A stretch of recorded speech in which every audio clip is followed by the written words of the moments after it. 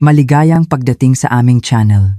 Pakinggan natin ang kuwentong 24 na oras akong nag-labor, 8 beses tumanggi ang pamilya ng asawa kong pumirma para sa operasyon. Pagkapanganak ko, pinatay nila ang telepono at nagbakasyon. Pagbalik nila sa ospital, isang salita ng doktor ang nagpatigil sa mundo ng asawa ko. Sa gitna ng pakikipaglaban ni Hana sa kamatayan sa delivery room, walang awang pinatay ng kanyang asawa at biyenan ang kanilang mga telepono upang magbakasyon sa Thailand dahil nang hinayang sila sa alimanyi-manima na bayarin sa ospital. Sa bingit ng kawalan ng pag-asa, si Hana ay namatay at muling nabuhay na parang isang phoenix mula sa abo sa tulong ng kanyang makapangyarihang tiyahin. Isang birth certificate na blanko ang pangalan ng ama. Isang nakagigimbal na pagbubunyag, at isang legal na pasabog ang nag-iwan sa mga taksil na walang-wala. Sapat na ba ang naging kabayaran? Ang sakit na tila bumibiyak sa aking kaluluwa ay nagpamamanhid sa aking mga binti. Ang paligid ay nababalot sa amoy ng alkohol, malansang dugo, at ng matinding kawalan ng pag-asa. Nakahiga ako at namimilipit sa isang kama na ang puting sapin ay nanilaw na, ang mga kamay ko'y mahigpit na nakakapit sa malamig na bakal ng kama na halos mamuti na ang aking mga buko. Ako si Hana, 62 taong gulang, isang HR manager na kilala sa pagiging matatag at maabilidad sa kumpanya. Ngunit sa sandaling ito, ako ay isa lamang ng hihinang ina, naghihingalo habang naghihintay ng awa mula sa sarili kong pamilya. Ang mga contraction ay sunod-sunod na humahagupit sa aking payat na katawan na parang dambuhalang alon na gustong durugin ako. Halos isang araw na ang nakalipas mula nang pumutok ang aking panubigan, ngunit hindi pa rin bumubuka ng husto ang aking cervix. Bumukas ang pinto ng emergency room at ang matigas na boses ng head doctor ay bumasag sa nakabibinging katahimikan. Nasaan ang pamilya ng pasyenteng si Hana Reyes? Pumasok kayo, kritikal na ang sitwasyon. 2 tao ang pumasok, pinangungunahan ni Nanay Nelia, ang aking biyenan, isang 60 taong gulang na babae na may mukhang laging bakas ang hirap, ngunit ang mga matay matalas at puno ng pagkalkula. Nakasuot siya ng damit na may madilim na bulaklakin, iwinawasiwas ang isang pamaypay at bumubulong-bulong na may halatang pagkainis. Sa likod niya ay si Anton, ang aking asawa, isang 34 taong gulang na empleyado sa gobyerno, may itsurang mahinhin ngunit ang mga matay malikot at kulang sa determinasyon. Nakayuko lang siya. Mahigpit ang hawak sa kanyang cellphone na umiilaw at paminsan-minsay sumusulyap sa relos na may hindi maitagong pagkainip. Tinitigan ng doktor si Anton. Seryoso ang boses. Kayo po ba ang asawa ni Mrs. Hana? Suhipo ang posisyon ng bata at 2 beses na nakapulupot ng mahigpit ang pusod sa leeg. Mabilis na pong bumabagsak ang heartbeat ng sanggol. Ang ina naman po ay ubos na ang lakas dahil sa sobrang tagal na pagle-labor. Kailangan na po nating isagawa ang emergency C-section para mailabas ang bata. Kung magtatagal pa tayo, hindi ko masisiguro ang kaligtasan nilang mag-ina. Sinubukan kong imulat ang aking mga mata na malabo na dahil sa pinaghalong pawis at luha at tiningnan si Anton na may kaunting pag-asa. Gusto kong sabihin sa kanya na sobrang sakit na, "Anton, iligtas mo ang anak natin." Ngunit ang tuyo kong lalamunan ay hindi makabigkas ng salita. Opera? Tumalon si Nanay Nelia. Ang matinis niyang boses ay umalingaw-ngaw sa buong silid. Bakit kailangan pang operahan? Baka nagkakamali kayo, Dok? Malaki ang balakang ng Hana na yan. Siguradong magaling yang umire. Noong araw nga, iniluwal ko si Anton sa may palayan lang, ako lang mag-isang ngumuya ng pusod, wala namang nangyari. Ngayon, konting hirap lang, opera na agad. Nakakasama na sa katawan, magastos pa. Kumunot ang noo ng doktor, pilit na pinapanatili ang kanyang pasensya sa harap ng kalupitan at kamangmangan ng matanda. Ginang, iba po ang panahon noon, at iba-iba po ang katawan ng bawat tao. Ito po ay isang emergency, hindi na po niya kayang iluwal ng normal. Ang gastos po sa operasyon at gamot ay aabot sa humigit kumulang 50,000. Kailangan lang po ng pamilya na pumirma sa consent form at magdeposito para maiakyat na namin siya sa operating room. 50,000! Bulalas ni Anton. Nanlalaki ang mga mata. Ang unang lumabas sa bibig ng aking asawa ay hindi kung masakit ba ang nararamdaman ko o kung ayos lang ako, kundi ang pagkabigla sa halaga. Lumingon si Anton sa kanyang ina, ang tingin niya'y puno ng takot at pagdepende. Sa bahay na ito, kahit ako ang pangunahing kumikita, lahat ng pera ay ibinibigay ko kay Anton matapos niyang sabihin na mas mabuting si Nanay Nelia ang mag-ingat para makaipon kami para sa kinabukasan. Ngayon, na ang buhay ko'y nasa bingit ng kamatayan, ang perang pinagpaguran ko ay nasa kamay ng aking kuripot na biyenan. Hinila ni Nanay Nelia ang braso ni Anton. Namumula ang mukha. Saan tayo kukuha ng 50,000? Baliw ka ba? Na-withdraw ko na lahat ng pera at naipalit na sa dolyar. Bayad na lahat ang plane ticket, hotel, at tour sa Thailand. Mahigit 100,000 lahat yon. Anak, non-refundable at non-rebookable ang tour na yun. Nanghina ako. At tila may kuliglig na umuugong sa aking tainga. Tour sa Thailand? Sa mismong oras na ang asawa niya ay nag-aagaw buhay sa panganganak? Pero ma, si Hana. Nauutal na sabi ni Anton, pinagpapawisan ang noo. Sabi ng doktor, delikado. Iwinaksi ito ni Nanay Nelia at sinamaan ako ng tingin. Anong delikado? Ang mga doktor ngayon? Mananakot lang yan para makakuha ng pera sa serbisyo nila. Nag-iinarte lang yan para maoperahan at hindi na mahirapan. Ayaw niyang maranasan ang sakit ng pag-iri. Sige, pumirma ka ngayon at mawawala ang iling 5,000 natin, paano pa tayo makakapamasyal bukas? Naghihintay na ang ate Tess mo sa parking lot, papunta na ang sundo natin sa airport. Bawat salita niya ay parang mapurol na kutsilyong humihiwa sa aking puso. Lumalabas na ang buhay ko at ng aking anak ay mas mababa pa ang halaga kaysa sa isang bakasyon ng kanilang pamilya. Naalala ko ang mga gabing pagod na pagod ako sa pag-overtime. Ang mga pagkakataong nagtitiis ako at hindi man lang makabili ng bagong damit para makaipon at maibigay kay Anton.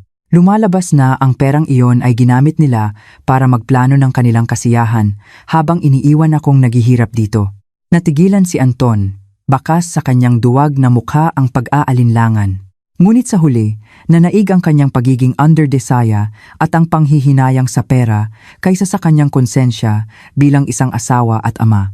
Lumapit siya sa aking kama, hindi makatingin ng diretso sa aking mga mata, at pabulong na sinabi, Hana, tiisin mo na lang muna, ha? Sabi ni Mama, mas maganda ang normal delivery para sa bata, mas magiging matalino raw. Saka, gipit talaga tayo sa cash ngayon, hindi na aabot kung mag-withdraw pa. Pilitin mo na lang umire. Kami, may importante kaming lakad ngayon.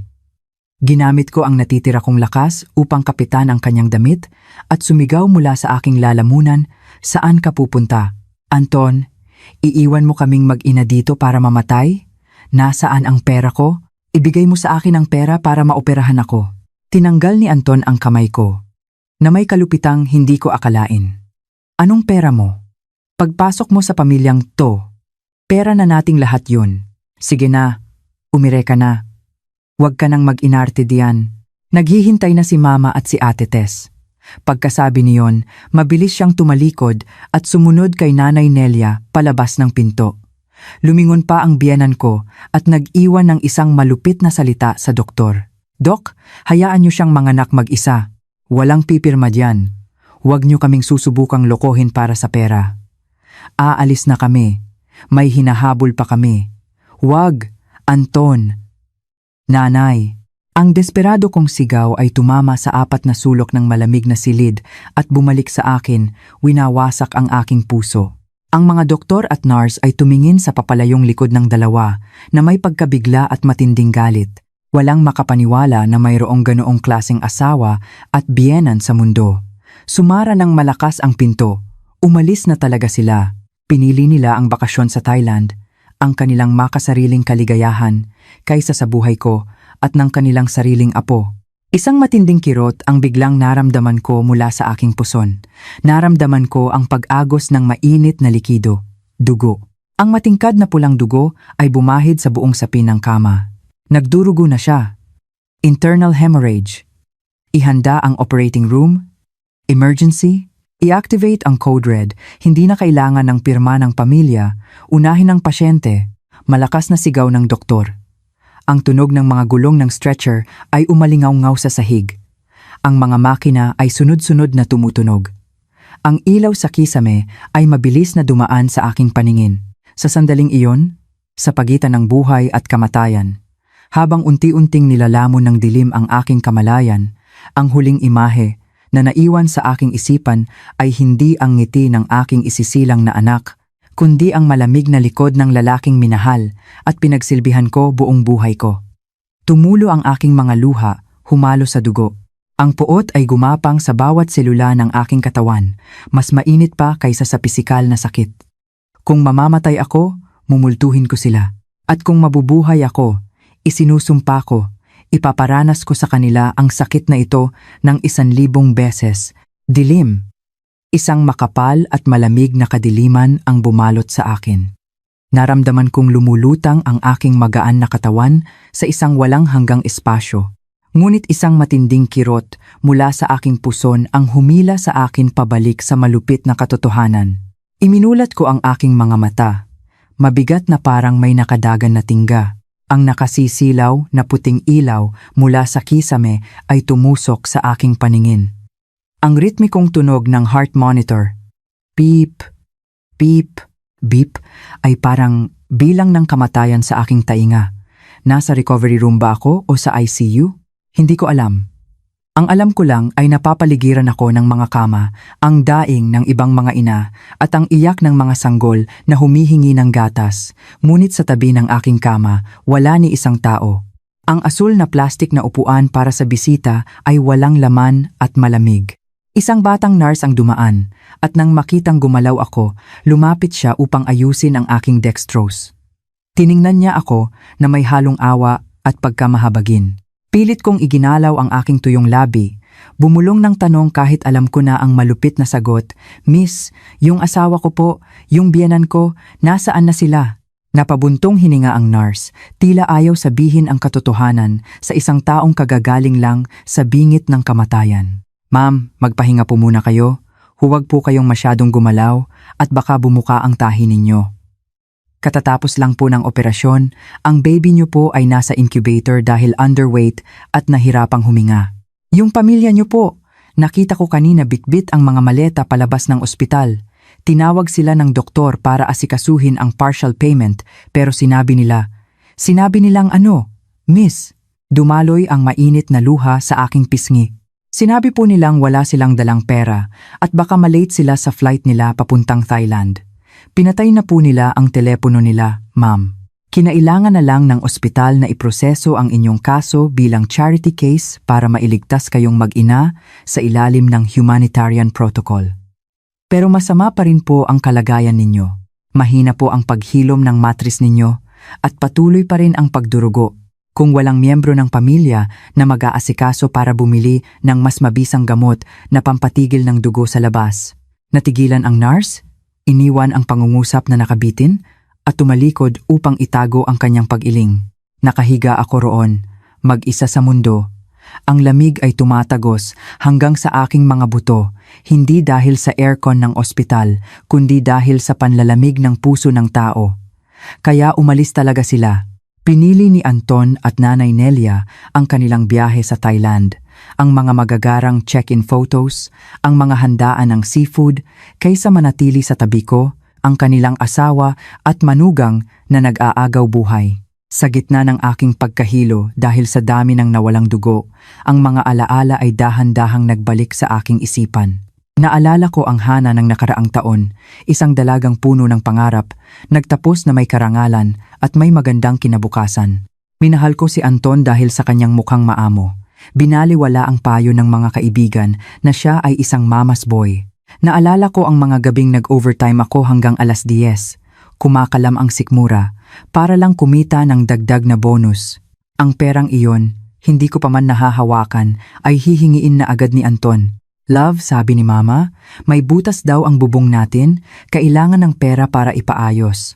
"Love," sabi ni Mama, "mas magandang sa pangalan niya ipangalan ang savings account para sigurado, para hindi maghirap ang mga anak natin." Nagtiwala ako. Ibinigay ko ang lahat para sa pamilyang ito. At ano ang natanggap kong kapalit ngayon? Ang malupit na pag-abandona sa oras na pinakakailangan ko sila. Ang awan 100,000 para sa tour, handa silang gastusin. Ngunit ang awan 5,000 para iligtas ang buhay ko. Ipinagkait nila, Mama, ang sakit. Humikbi ako ngunit walang nakarinig. Ang sakit sa aking puson ay muling sumidhi at muli na namang dumugo. Naramdaman kong unti-unting nawawala ang buhay sa aking katawan tulad ng isang orasan na nauubusan ng buhangin. Natakot ako. Sa unang pagkakataon sa buhay ko, natakot akong mamatay. Hindi dahil ayaw ko pang mamatay, kundi dahil sa aking anak. Ang sanggol na kaluluwal pa lang, hindi pa nakatitikim ng kahit isang patak ng gatas ng ina. Kung mamatay ako, sino ang magpoprotekta sa kanya sa malupit na pamilyang iyon? Paano siya lalaki sa isang duwag na ama at isang malupit na lola? Hindi ako pwedeng mamatay. Kailangan kong mabuhay. Para ipaglaban ang hustisya para sa aming mag-ina. Sa sandaling iyon sa pagitan ng buhay at kamatayan, isang liwanag ang sumilay sa aking isipan. Isang pangalan na matagal ko nang hindi binabanggit sa bahay na iyon. Tita Socorro. Si Tita Socorro ay kapatid ng aking ina. Siya ay isang matagumpay na negosyante sa real estate sa Cebu, kilala sa kanyang pagiging desidido at walang kinatatakutan. Noong ikinasal kami ni Anton, lumipad siya mula Cebu. Tiningnan niya si Anton at Nanay Nelia at sinabi ng diretso sa akin, "Pag pinakasalan mo, yang lalaking yan, sa oras na maghirap ka, huwag kang iiyak sa akin." Ang lalaking laging nakatago sa saya ng ina at may malikot na mata, hindi mapagkakatiwalaan. Dahil sa sinabi niyang iyon at dahil sa pagbabawal ni Nanay Nelia na makipag-ugnayan ako sa kanila dahil mayaman daw pero mapangmata, unti-unti akong lumayo sa aking tiyahin. Natakot akong biguin siya. Natakot akong pagtawanan niya ang maling desisyon ko. Ngunit ngayon, siya na lang ang nag-iisang pag-asa na makakapitan ko. Kinagat ko ang aking labi hanggang sa magdugo para labanan ang antok na bumabalot sa akin, nanginginig kong hinanap ang cellphone na iniwan ng nurse sa tabi ng aking kama. Umilaw ang screen. 10% na lang ang baterya. Hinanap ko sa contacts ang pangalan niya, Tita Socorro Cebu. Nanginginig ang aking daliri. Nag-aalangan. Sasagutin kaya niya? Galit pa kaya siya sa matigas kong ulo na pamangkin? O baka abala siya sa kanyang mga kontratang milyon-milyon ang halaga? Ring, ring, ring. Ang tunog ng pagring ay tila walang katapusan. Ang puso ko'y kumakabog ng malakas. "Huwag mong ibaba, tita, please. Hello, Hana?" Ang pamilyar na boses ay umalingaw-ngaw sa kabilang linya. Ang malalim at makapangyarihang boses na iyon. Hindi ko alam kung bakit, ngunit pagkarinig ko pa lang sa boses niya, lahat ng sakit na kinimkim ko ay bumuhos. "Tita!" Humagulgol ako. Mahina ngunit puno ng pighati ang aking iyak. "Tita, tulungan niyo po ako. Tulungan niyo po ako." Natahimik ang kabilang linya sa isang segundo at pagkatapos ay naging mabilis at matalas ang kanyang boses, puno ng pag-aalala. "Hana, nasaan ka? Bakit ang hina ng boses mo? Anong nangyari?" "Nasa ospital po ako. Nanganak po ako. CS, dinudugo." "Si Anton po." "Si Nanay Nelia. Iniwan nila ako. Nag-Thailand sila." "Tita, pinabayaan nila akong mamatay dito. Natatakot po ako, tita." "Tulungan niyo po ako," sabi ko habang paputol-putol ang aking hininga. Bawat salita ay tila kumukuha ng huling lakas ko. Narinig ko ang tunog ng nabasag na salamin sa kabilang linya, ang tunog ng upuang itinulak ng malakas. "Mga hayop," umungol si Tita Socorro. Ang galit niya'y ramdam ko. "Mga walang kaluluwa. Makinig ka sa akin, Hana. Makinig kang mabuti. Opo, huwag na huwag kang bibitaw. Ipinagbabawal kong mamatay ka. Ang buhay mo ay pag-aari ng pamilya natin, hindi para tapak-tapakan ng mga yan. Lilipad ako papunta diyan ngayon din.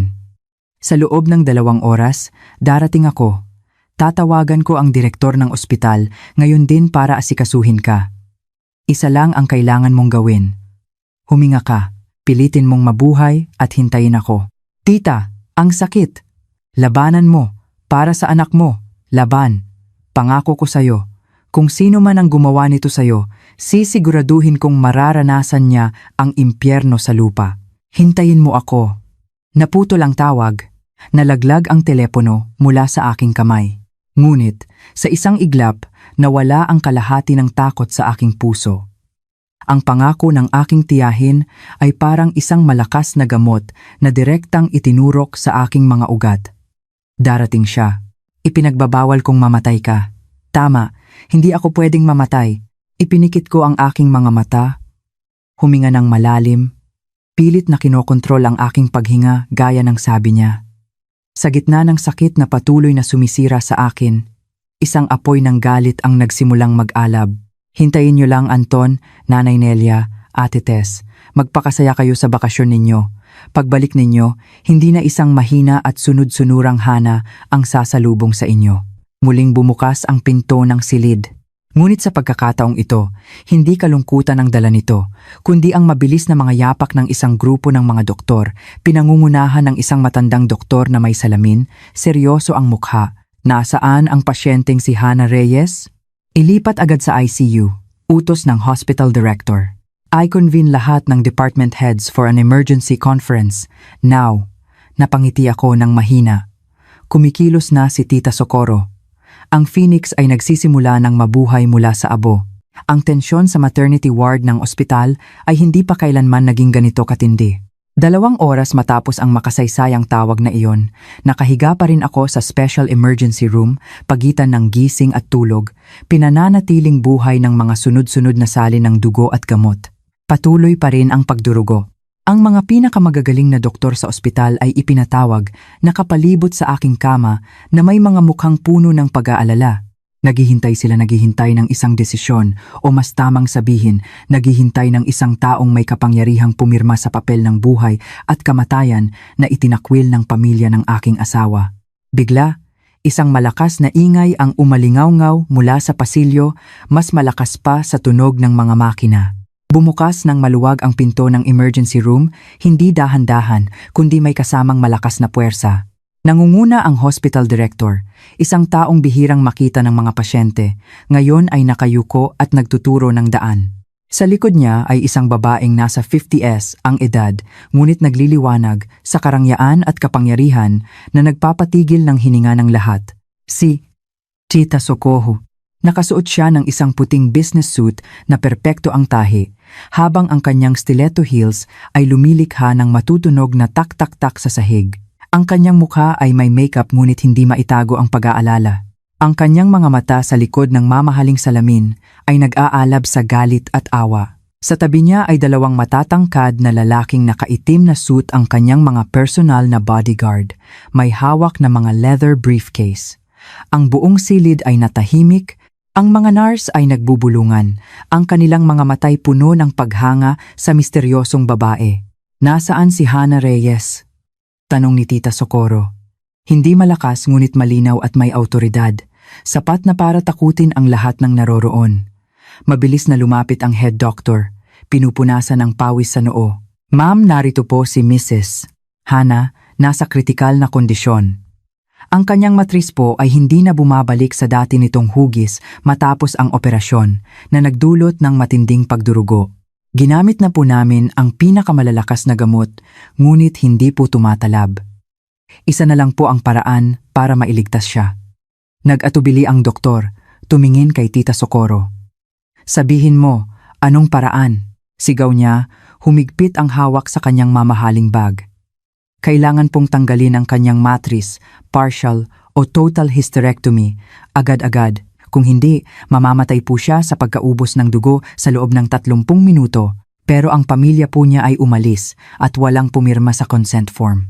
Hindi pa natatapos magsalita ang doktor, inagaw na ni Tita Socorro ang papel at ballpen mula sa nurse. Pumirma siya ng madiin at mabilis. Ako ang pipirma, ako ang tiyahin niya, ang legal guardian niya sa oras na ito. Ang pagliligtas sa kanya ang pinakamahalaga, hindi problema ang pera. Gamitin ninyo ang pinakamagandang gamot, pinakamodernong kagamitan, at pinakamagagaling na doktor. Kung may mangyari sa pamangkin ko, mananagot sa akin ang ospital na ito. Lumingon siya sa isang bodyguard. Pumunta ka sa cashier, magdeposito ka ng 100,000. Kung kulang, dagdagan mo. At ilipat ninyo si Hana sa VIP suite pagkatapos ng operasyon. Gusto kong nasa pinakamalinis at pinakatahimik siyang lugar.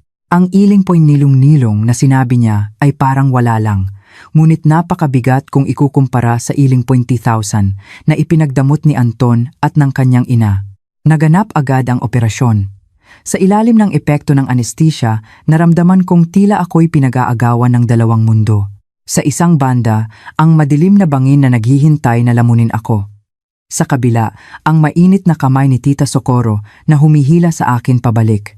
Isang bahagi ng aking katawan, ang pinakasagradong parte ng isang babae, ang lugar na nag-alaga sa aking anak sa loob ng 9 na buwan, ay tinatanggal.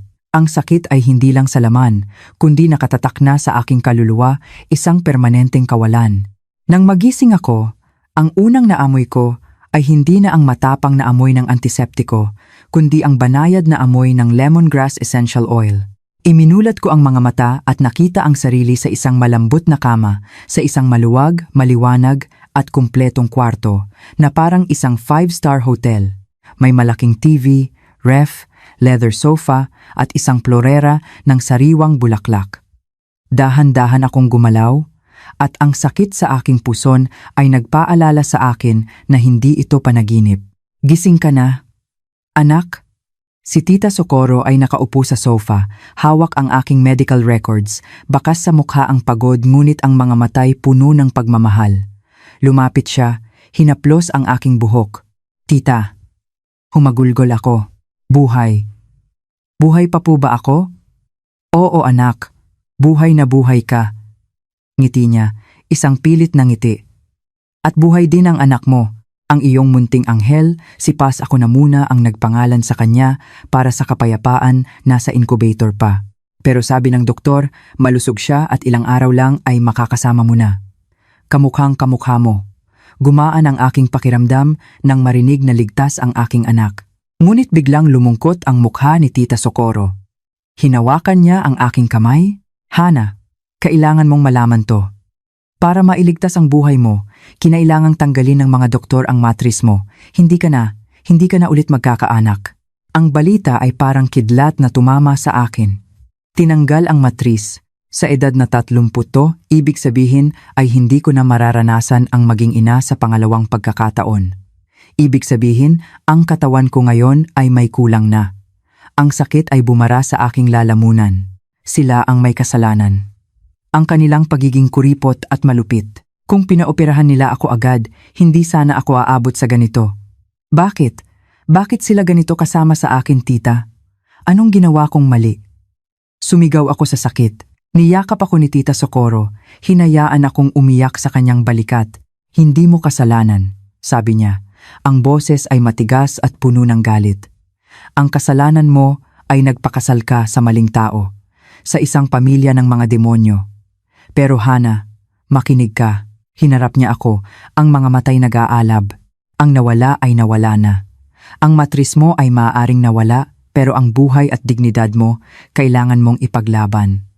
Mula ngayon, ang buhay mo ay binili ko pabalik mula kay kamatayan. Wala, uulitin ko. Walang sino man ang may karapatang tapakan ka pa. Pinahanap ko na sila.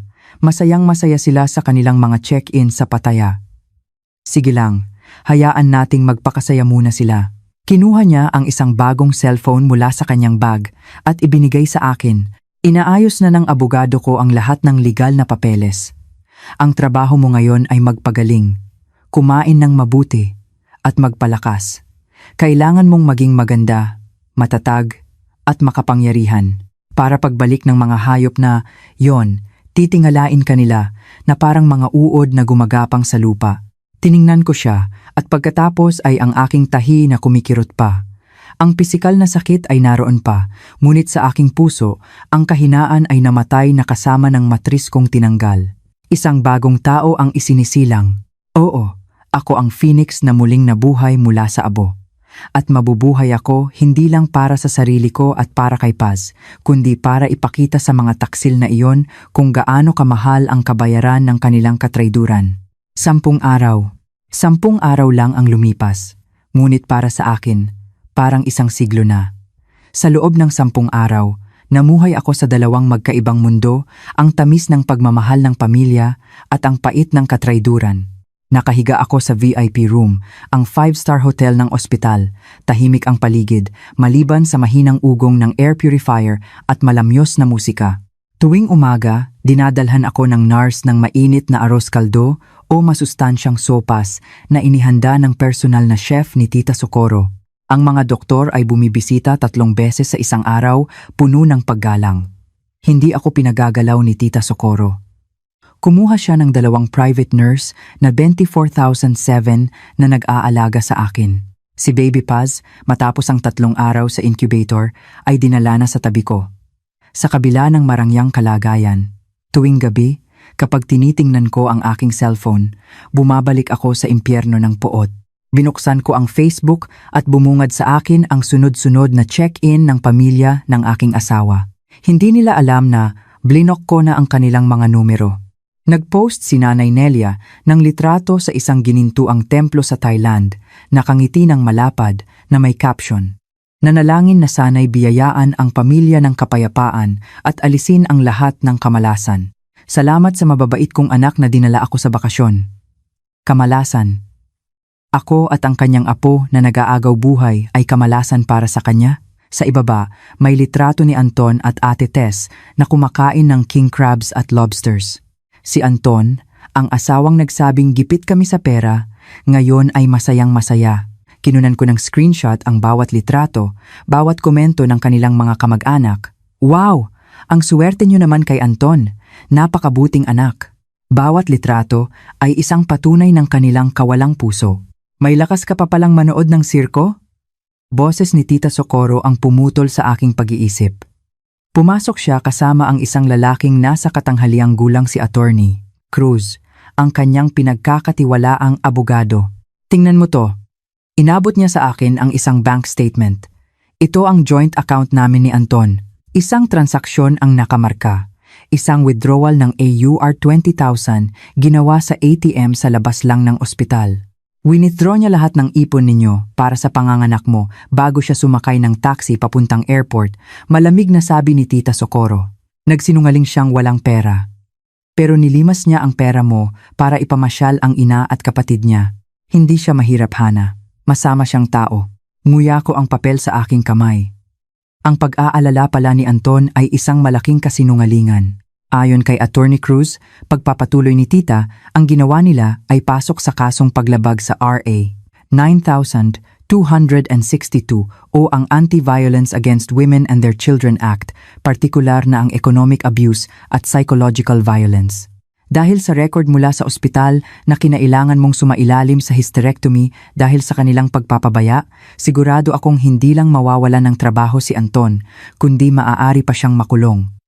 Naglabas si Attorney Cruz ng isa pang papel. Mrs. Hana, ito po ang birth certificate ni Baby Paz.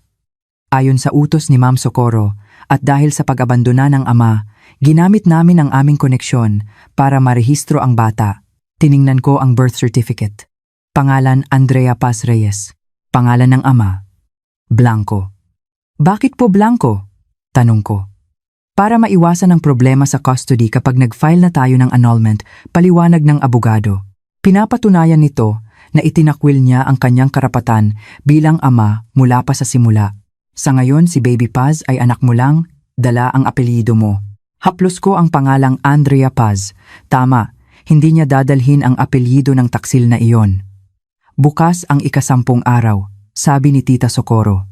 Ayon sa impormasyon ko, lalapag ang flight nila ng 9:00 ng umaga. Dederetso yan dito. Hindi para kumustahin ka, kundi para kunin ang tagapagmana nila para ipagyabang sa mga kapitbahay. Pero nagkakamali sila. Nakahanda na ang entablado, kumpleto na ang mga artista, naghihintay na lang sa pagdating ng mga payaso. Handa ka na ba, Hana? Tumingin ako sa kanya at pagkatapos ay sa natutulog kong anak. Ang pisikal na sakit ay tila naglaho, napalitan ng isang kakaibang kapayapaan. Hindi na ako ang mahinang Hana na nagmamakaawa. Handa na po ako, tita. 10:00 ng umaga. Ang tahimik na VIP wing ay binulabog ng magaspang na ingay mula sa elevator. Bilisan nyo nga! Ang bagal-bagal nyo! Boses iyon ni Nanay Nelia.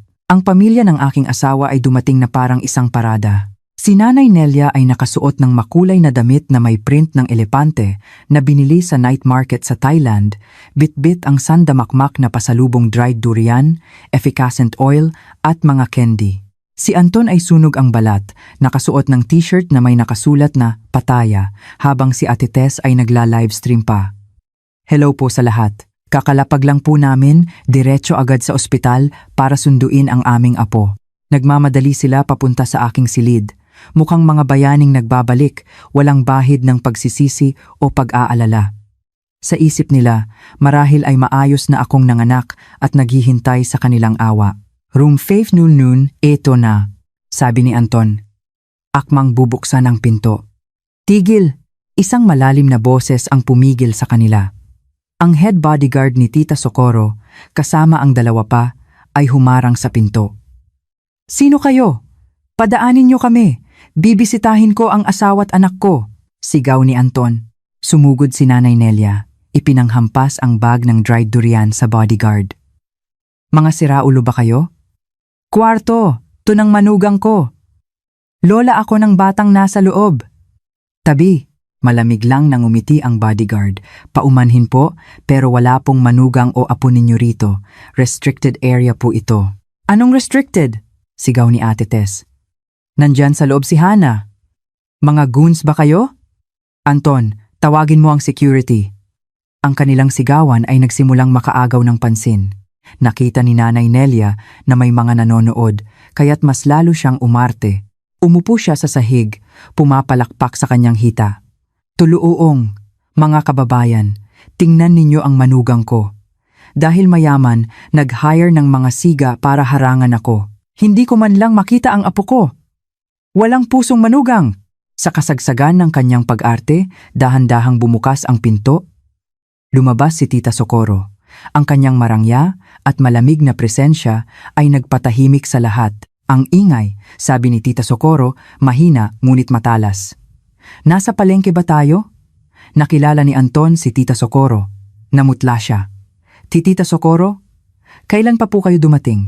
Huwag mo kong tawaging tita, sigaw ni Tita Socorro na nagpatikom kay Anton. Wala akong pamangkin na kasing sama mo.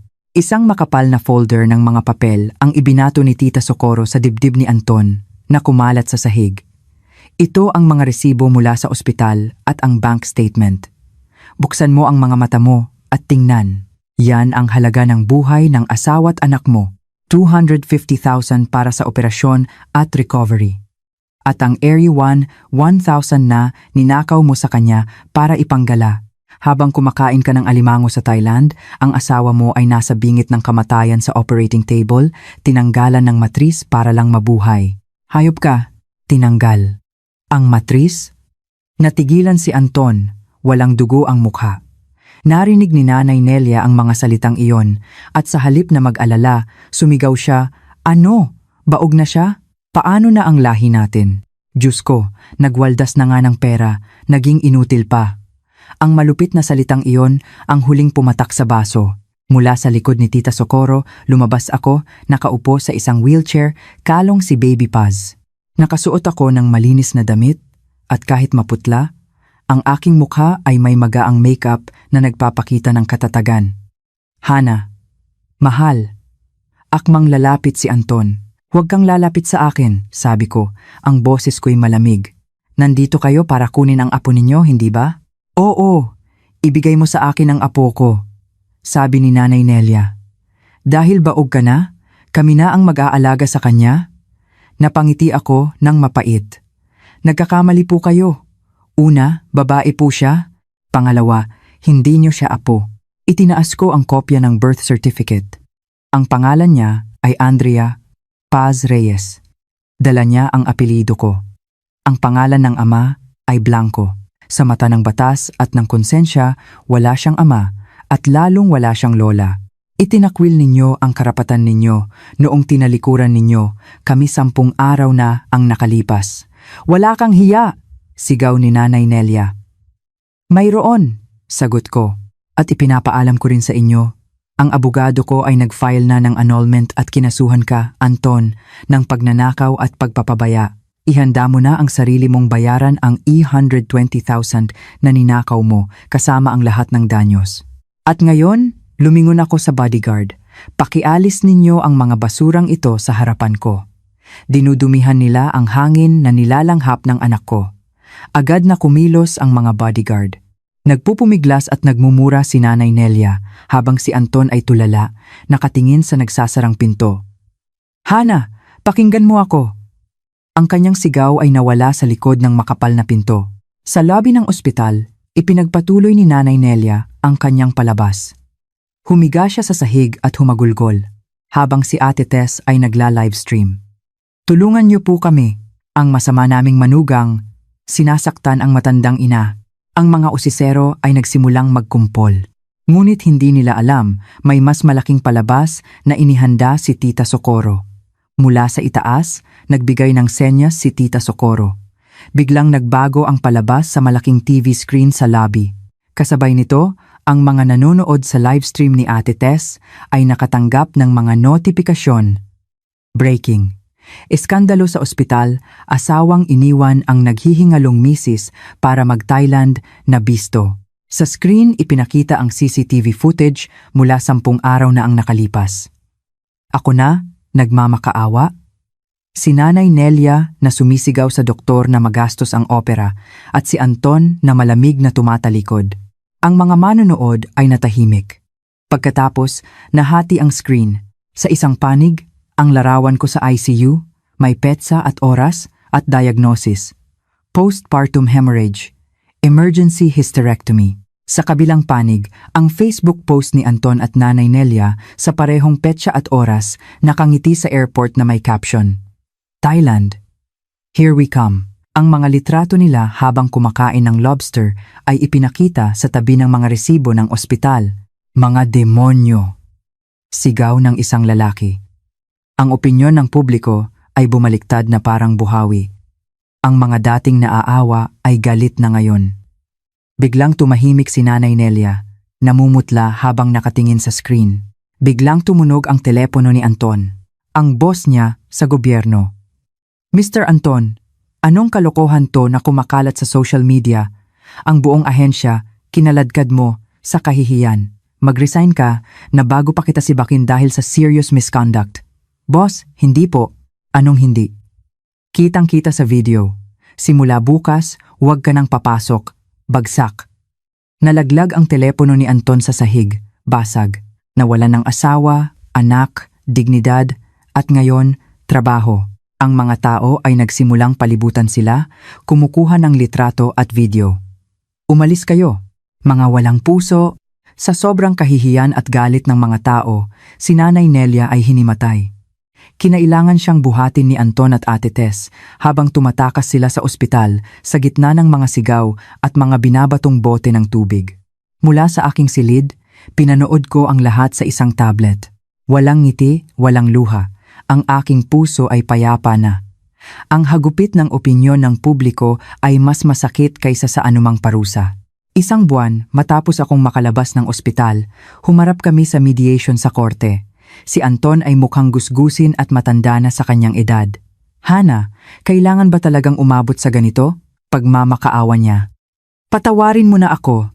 "Tumahimik ka," sagot ko. "Wala kang karapatang banggitin ang pangalan ng anak ko." Si Attorney Cruz ay naglatag ng mga bagong ebidensya. 2 araw bago ako ma-ospital, nag-transfer si Anton ng A200,000 mula sa aming joint account papunta sa account ni Ate Tess na may nakasulat na bayad utang.